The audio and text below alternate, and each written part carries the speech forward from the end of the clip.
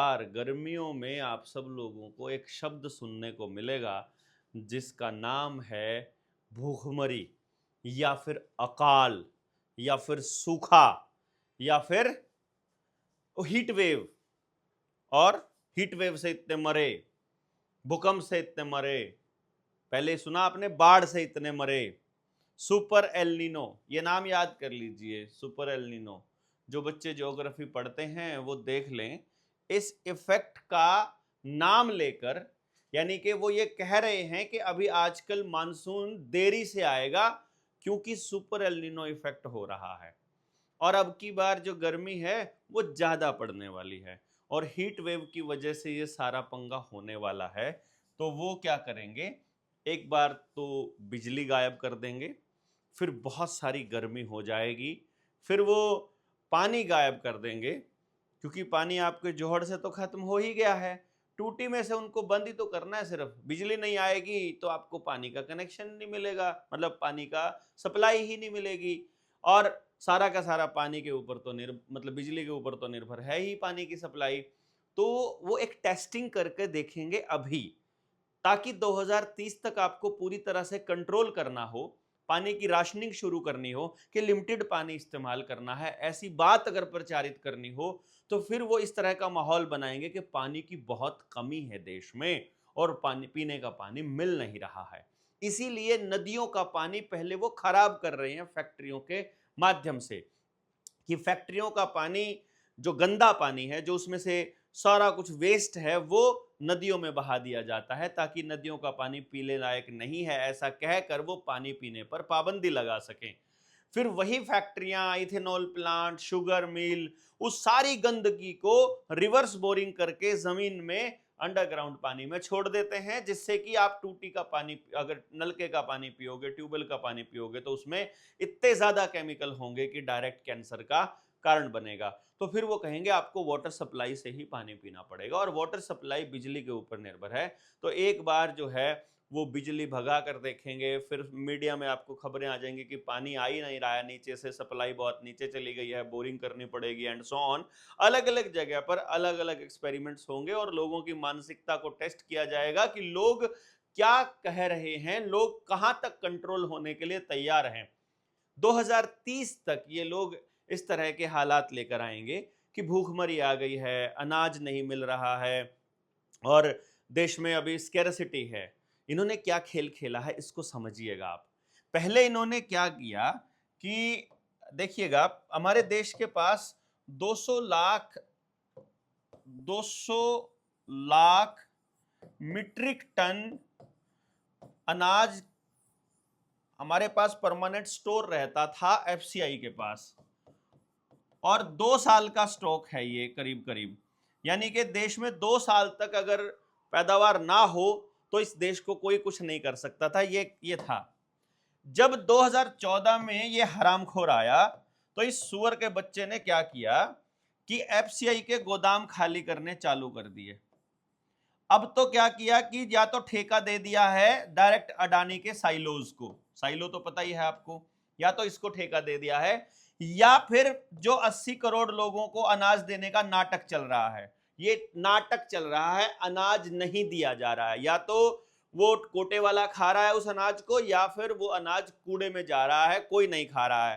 5 kilo अनाज की कीमत लगभग 125 रुपया बनती है, 25 रुपए एमएसपी के हिसाब से, यानी 2500 रुपए अगर गेहूं का रेट माले तो 125 रुपए के लिए उसने पूरे देश को भिखारी बनाने का ठेका ले रखा है। ये गेम खेल रहा है वो। अब इसने क्या किया कि अनाज खाली हो गया है, देश के पास अनाज नहीं है, अब अनाज खाली अडानी के पास है। कल को देश भूखा मरेगा। भूखा कैसे मर सकता है? जब आपके यहां पैदावार ही ना हो। तो इस बार इतनी ज्यादा गर्मी पड़ने वाली है कि आपके आसपास के रजबाहे, नदियां, नहरें सूख जाएंगी, वो सुखाई जाएंगी, डैम में पानी इकट्ठा कर लिया जाएगा, यानी डैम में इकट्ठा करके, और आगे पानी आएगा ही नहीं तो पानी आपको मिलेगा नहीं। पानी नहीं मिलेगा तो वो फसलें नहीं होंगी जो जिनमें पानी की जरूरत है।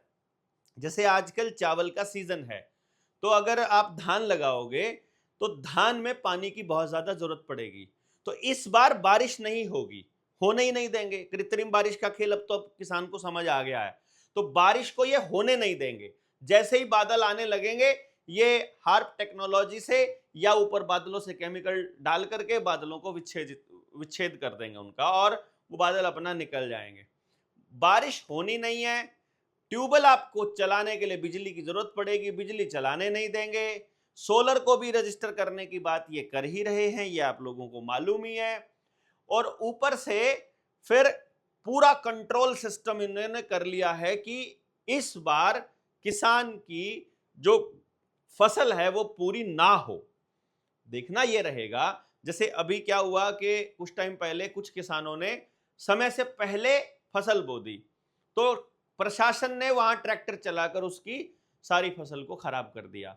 कारण क्या है कि मान लो किसी ने पहले फसल बो दी है, तो जो इनका बारिश का शेड्यूल है ना, वो बारिश का शेड्यूल इस हिसाब से हो कि सबकी फसल एक साथ बर्बाद की जा सके। किसी ने एडवांस लगा दी थी तो वो निकाल गया तो बच जाएगा, किसी कोई बाद में लगाया तो बच जाएगा। तो उन्होंने टाइम फिक्स किया कि तुम इस टाइम से लेकर इस टाइम ही फसल बोओगे, और इसके बाद जब फसल मतलब जिस टाइम पे बिल्कुल पक्के तैयार होगी, जो थोड़ा बहुत दाना बचा होगा, उस टाइम मूसलाधार बारिश होगी और सारी फसल दोबारा से मिट्टी में मिल जाएगी।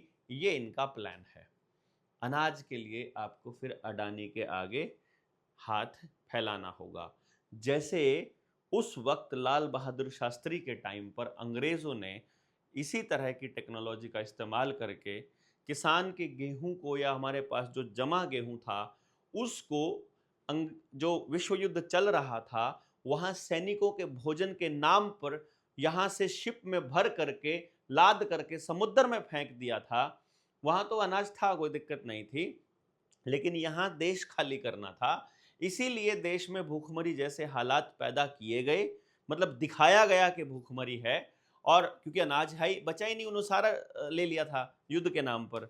और उसके बाद कह दिया गया कि आपको नए उन्नत बीज जो है वो बोने चाहिए, और हरित क्रांति के नाम पर फिर हमको hybrid pesticide urea Rockefeller foundation का वो दिया गया। उसी रॉकफेलर फाउंडेशन के हथियार इस्तेमाल कर गए थे विश्व युद्ध में, और उसी वजह से अमेरिका विश्व युद्ध के बाद ही टॉप के 5 देशों में आया। उससे पहले टॉप के 15 देशों में भी नहीं था, इकोनॉमी के हिसाब से, पैसे के हिसाब से, जीडीपी के हिसाब से। अब इसको वो बार बार लेकर के आएंगे। जो आपको याद रखना है सुपर एल नीनो, जिसमें मानसून थोड़ा सा लेट होगा, थोड़ा क्या काफी लेट होगा, इतना लेट होगा कि बारिश होनी ही नहीं है। तो उस दौरान में फिर आपको भीषण गर्मी का सामना करना पड़ सकता है। इसके अलावा वो लोग जैसे लेंस लेकर के, हम लोग क्या करते थे कि कागज जलाना हो, सूरज की रोशनी को एक जगह कॉन्सेंट्रेट कर देते थे तो सब कुछ जला दिया करते थे।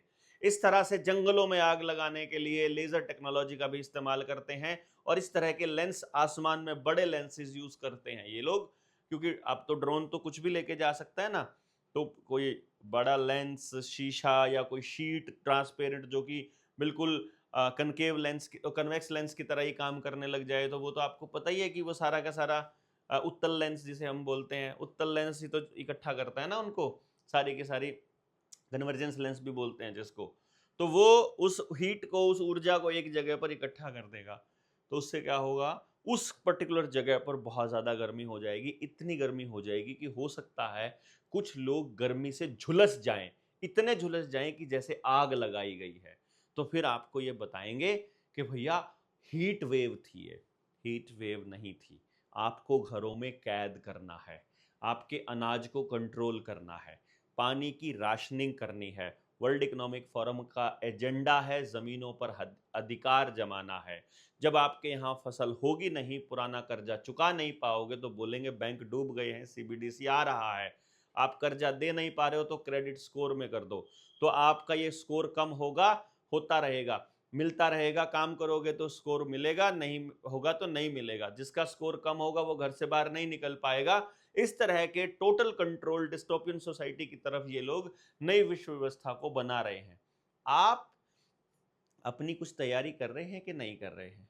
मेरे ख्याल से आपको तो अंदाजा भी नहीं होगा कि ये किया जा रहा है और स्क्रिप्ट का हिस्सा है।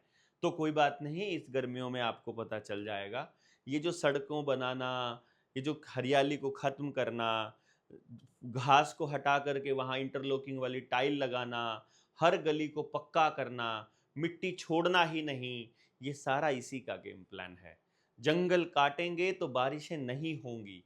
इसीलिए अंडमान निकोबार में हजारों लाखों एकड़ के जंगल काटे गए, छत्तीसगढ़ में काटे जा रहे हैं, मध्य प्रदेश में काटे जा रहे हैं, झारखंड में काटे जा रहे हैं, आसाम में काटे जा रहे हैं, आदिवासियों को विस्थापित किया जा रहा है, ताकि यहां का इकोलॉजिकल सिस्टम को बिगाड़ा जा सके और उसके नाम पर कंट्रोल किया जा सके। ये वही अंग्रेज कर रहे हैं जो 1947 से पहले कर रहे थे।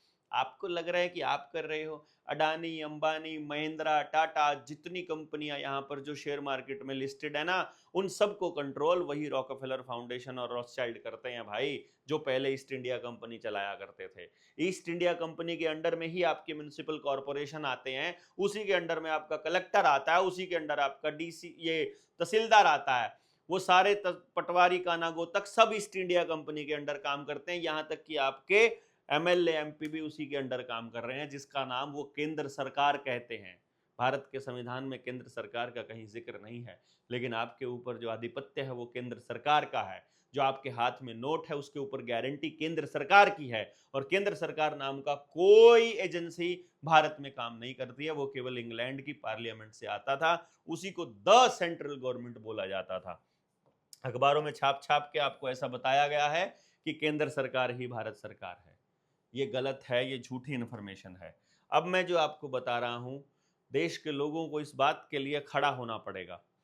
जैसे ही वो पानी की कमी का नौटंकी करने लगे, आपको बोलना होगा पहले इथेनॉल प्लांट बंद होंगे, पहले कोका कोला फैक्ट्रियां बंद होंगी, पहले जो सॉफ्ट ड्रिंक की फैक्ट्रियां बंद होंगी, शराब की फैक्ट्रियां बंद होंगी, मेडिकल फार्मा की जो जो क्योंकि हम होम्योपैथी यूज कर सकते हैं, आयुर्वेदा यूज कर सकते हैं, डेटा सेंटर बंद होंगे।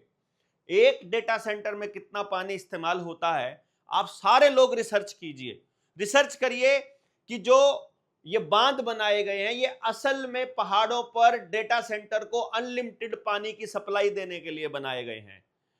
जितना डेटा सेंटर एक महीने में पानी सप्लाई यूज करता है, उतना पूरे भारत को पानी पीने के लिए चाहिए होता है। इसका समझिएगा आप कि कितने शहरों को पानी पिलाया जा सकता है एक डेटा सेंटर के, मतलब उस पानी की खपत के बराबर। और वो सारा पानी वो डेटा सेंटर यूज कर रहे हैं जो अमेरिका के हैं, जो इजराइल के इशारे पर आते हैं, जिनका भारत से कोई लेना देना नहीं है। और जितना जितना भी डेटा आपका सीसीटीवी कैमरे का जो फुटेज है, आपके मोबाइल का जो डेटा है, जो आपका एल्गोरिदम है, जितना आप यूज करते हो, वो सारे का जो इकट्ठा हो रहा है स्टोर, जो एल्गोरिदम बनाने के लिए और डेटा कलेक्शन के लिए, डेटाबेस के लिए, वो सारा का सारा उनका है। ना आपके पास अपना कोई ऑपरेटिंग सिस्टम है, ना आपके पास अपने कोई सर्वर है, सब के सब उनके हैं। अल्टीमेटली आप अपनी गर्दन उनके हाथ में दे रहे हो, और उल्टा अपने पानी को खत्म करके। सॉफ्ट ड्रिंक पूछना पड़ेगा आपको, शुगर मिल बंद कराने पड़ेंगे आपको, डाई फैक्ट्रियां बंद करनी पड़ेंगी, पेपर फैक्ट्रियां बंद करनी पड़ेंगी, पावर प्लांट बंद करने पड़ेंगे। न्यूक्लियर पावर प्लांट में कितना पानी इस्तेमाल होता है आपको अंदाजा नहीं है, उसको कूल डाउन रखने के लिए। हम बिजली के बिना रह सकते हैं, पानी के बिना नहीं रह सकते हैं। आप बोल दीजिए बिजली बंद कर दो, देखना बिजली बंद नहीं करेंगे वो, क्योंकि बिजली बंद हो जाएगी तो मोबाइल रिचार्ज होने बंद हो जाएंगे। मोबाइल रिचार्ज बंद होने हो जाएंगे तो आपको प्रोग्राम नहीं कर पाएंगे, वो आपके घरों के अंदर टीवी नहीं चल पाएंगे तो वो आपकी प्रोग्रामिंग नहीं कर पाएंगे, और आदमी आदमी को पता चलेगा कि जंगल और पेड़ों की कीमत क्या है, तब वो सच में अपनी लड़ाई लड़ने लग जाएगा। इसलिए पानी गायब करेंगे, बिजली खत्म नहीं करेंगे। तो पावर प्लांट बंद करना पड़ जाए, इथेनॉल प्लांट बंद करना पड़ जाए, कोका कोला के ये कोल्ड ड्रिंक बंद करनी पड़ जाए, डेटा सेंटर बंद करना पड़ जाए, लेकिन पानी बंद नहीं होना चाहिए। सीमेंट की फैक्ट्रियों में कितना पानी इस्तेमाल होता है आपको अंदाजा नहीं है। इस गेम को समझना है आपने कि ये सारा स्क्रिप्ट के हिसाब से होगा। पहले से ही बताना इसलिए जरूरी है कि चोर जब आए उससे पहले बताओ कि चोर आ रहा है। एचपीवी वैक्सीन पूरे देश में 99.9% लोगों ने नहीं लगवाई, 0.1% से भी कम लोगों ने लगवाई। और आप देखिएगा अगर हम लोग लगातार नहीं बोले होते बोलने वाले तो क्या हाल होता। आज बच्चियां हमारी नपुंसक और बांझ होने की दिशा में आगे बढ़ रही होती। लेकिन इन हरामखोरों के पास, किसी के पास भी pure placebo control trial group का डेटा नहीं है। ये आपको याद रखना है, ये शब्द आप पक्का याद रख लो एकदम से। Pure placebo control trial group.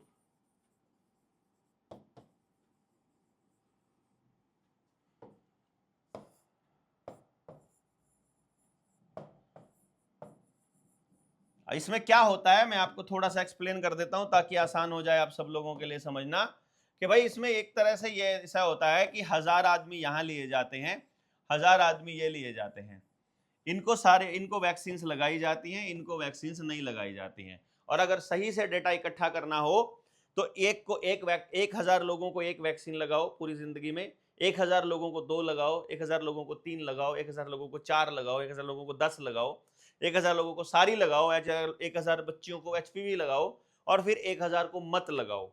और फिर उसके बाद उनकी पूरी जिंदगी को स्टडी करो, पूरी जिंदगी को, पता चले कि ये जो वैक्सीनेटेड थे ये कैसे कैसे मरे और ये अनवैक्सीनेटेड थे ये कैसे कैसे जिए। इनके मरने और इनके जीने का स्टाइल, तरीका बिल्कुल अलग होगा। यदि आपको इसका सबूत देखना है तो अपने रिश्तेदारों में, अपनी जानकारी में, अपने दोस्तों में, और अगर आपके पास नहीं है तो जनता सरकार मोर्चा में उन बच्चों को देखिए जिनको एक भी वैक्सीन नहीं लगी, जिन्होंने डॉक्टर की शक्ल भी नहीं देखी है ना, उनकी ऊर्जा इतनी जबरदस्त है, इतना तेज है उनके चेहरे पर, ऐसे शानदार बच्चे हैं आप सोच भी नहीं सकते हैं। ये आपको आपकी पूरी की पूरी नस्ल को खराब करने के लिए कर रहे हैं। इसीलिए डंगरों को इंजेक्शन लगाए जा रहे हैं, आवारा कुत्तों को, आवारा गायों को, जितनी भी बाहर है उन सबको वैक्सीनेट किया जा रहा है। ये बीज नाश का खेल है कि खेत का बीज भी नाश, डंगरों का बीज भी नाश और इंसान का बीज भी नाश। इसीलिए इस वैक्सीनेशन के ऊपर आपको बोलना है। 10, 12, 13, 15 जितना आपको, इतने लाख रुपए इनाम चाहिए हम वो इनाम देंगे। डॉक्टर कमलप्रीत सिंह ने भी अनाउंस किया हुआ है और 2-4 लाख हम भी जोड़ कर देंगे। और जो आदमी ऐसे डॉक्टर को, ऐसे आदमी को लेकर आएगा जो pure placebo control trial group का डेटा हमको देगा, जो ये कहेगा, जो ये साबित करता होगा कि ये वैक्सीन सेफ है, उसको, उस व्यक्ति को भी इनाम मिलेगा 10-15 लाख रुपया। और 15 लाख तक का तो हम बोल ही देते हैं, मोगली वाले 15 लाख नहीं, ये असल वाले 15 लाख हैं। और जो ऐसे आदमी को लेकर आएगा 1 लाख रुपया उसका, आप ऐसे लोगों को जो आपके यहाँ आपकी बच्चियों को वैक्सीन लगाने के लिए आए, उनको स्पष्ट तौर पर बोलिए, जब तक आप लिखकर लेटर हेड पर जिम्मेदार व्यक्ति से जिम्मेदारी नहीं दोगे कि वैक्सीन सेफ है, और सिर्फ जिम्मेदारी से बात नहीं बनेगी, हमें सबूत चाहिए कि ये सेफ है, तब तक कोई वैक्सीन ना लगवाएं। और अगर कोई जबरदस्ती लगा दे तो उसके ऊपर हत्या की कोशिश का मुकदमा दर्ज हो सकता है, उसकी टांगें तोड़ी जा सकती हैं, क्योंकि आपकी मर्जी के बिना आपके बच्चे को वैक्सीन लगाना उसकी जान को हानि पहुंचाना है। और कानून में ये दिया हुआ है कि अपनी जान बचाने के लिए आप किसी की जान ले सकते हैं, कोई दिक्कत नहीं होगी। आप निर्दोष साबित होंगे यदि आप ये साबित कर पाए कि ये जान लेने की कोशिश थी, और ये साबित हो चुका है, WHO में भी और सारे जर्नल में छप चुका है कि वाकई में ये चीज़ें बहुत खतरनाक हैं, वैक्सीन खतरनाक हैं। तो आप सब लोगों को इस बात का ध्यान रखना है कि आप इस पानी के प्रोपेगेंडा में नहीं फंसेंगे, हीट वेव के प्रोपेगेंडा में नहीं फंसेंगे, वैक्सीन नहीं लगवाएंगे। जनगणना वाले मास्टर जी को बोलो अपना स्कूल संभाल ले वरना टांगे तोड़ दी जाएंगी। अब मास्टर जो हैं टीचर और गुरु नहीं रहे हैं, अब वो नौकर हो गए हैं, और नौकरों की कोई औकात नहीं होती है। भारत में नौकर परंपरा नहीं है, सहयोगी परंपरा हो सकती है। और जो ये कहते हैं हम तो नौकर हैं, उसी टाइम डंडे उठा करके पेलना चालू कर दो कि जा, जिस काम के लिए तुझे नौकरी पर रखा है वो काम कर। जनगणना करने का काम नौजवान बच्चे, बेरोजगार बच्चों से हम करवा लेंगे अपने आप, और अगर सिस्टम को नहीं मिलता है तो हम देंगे उनको बेरोजगार बच्चे। हमारे पास है पूरी टीम जनता सरकार मोर्चा के पास। 13 तारीख से लेकर 17 तारीख तक हम लोग आ रहे हैं आपसे मिलने के लिए। आप सब लोगों से गुजारिश है कि आप लोग अपने अपने साथियों से संपर्क करिएगा। अभी हमारा जो रूट बना है वो रूट मैं एक बार बोल देता हूं दोबारा से, जहां जहां आपको आना है, जहां जहां हम लोग पहुंच रहे हैं। 13 तारीख को हमारा सुबह और शाम को 2 मीटिंग्स होंगी, सुबह 10 बजे और शाम को 4 बजे। 13 मई 2026 कुरुक्षेत्र, फिर 808 नंबर है, यानी 741। मैं ये लिख देता हूं ताकि जो लोग नए हैं वीडियो देख रहे हैं, जिनको नहीं पता है, उनको पता चले कि मोर्चे का एक नंबर है जो हर जिले को अलॉट किया गया है। तो इसमें 741, 98 और फिर 89, ये नंबर यहाँ तक सबके सेम है, 8 भी सेम है सबका, अगले वाले डिजिट हैं 2 अलग अलग हैं। तो जैसे कुरुक्षेत्र का बोला तो 808, 808 है। और इसी तरह से सोनीपत में होंगे हम शाम को 4 बजे, उसका 811 है। 14 तारीख को सुबह 10 बजे रोहतक में होंगे, उसका 816 है। 14 तारीख को ही शाम को झज्जर में होंगे 4 बजे, 815 है। 15 तारीख को सुबह 10 बजे हम चरखी दादरी में होंगे, 824 नंबर है। 15 तारीख को शाम को 4 बजे महेंद्रगढ़ होंगे, उसका 818 है। उसके बाद 16 तारीख को सुबह 10 बजे रेवाड़ी में होंगे, उसका 810 है। और 16 तारीख को शाम को 4 बजे फरीदाबाद और गुड़गांव के साथी मिलेंगे, पूरे जिले के जहां से भी जो साथी मिलना चाह रहा है, वो 828 है। और फिर पलवल का सुबह 10 बजे 17 मई को होगा, उसका 804 या फिर 828, दोनों में से किसी पर भी कर सकते हैं। और 17 मई को ही शाम को 4 बजे फिर नूह में होगा, उसका 803 है। जगह लोकेशन के लिए वीडियो हम दूसरी अपलोड करने वाले हैं, जिसमें सारी जानकारी टोटल दी जाएगी। आप उस दूसरी वीडियो को भी देख लीजिएगा। निडर इंडिया चैनल और देवेंद्र बल्हारा वाले फेसबुक पेज को आप लोगों को जितने लोग संपर्क में हैं उनको बोलिएगा। और इस प्रोपेगेंडा में आपको नहीं फंसना है। बस ये याद रखिएगा कि यदि वो सरकार कहे कि अब की बार सुपर एल नीनो इफेक्ट आ रहा है, जिसकी वजह से आपकी फसलें मरने वाली हैं और आपको पानी की कमी होगी, तो समझो ये प्रोपेगेंडा है और आपने प्रोपेगेंडा में नहीं फंसना है। इनके प्रोपेगेंडा में फंसकर अपने बच्चों को बर्बाद होने से मतलब ये फंसकर अपने बच्चों को बर्बाद नहीं होने देना है।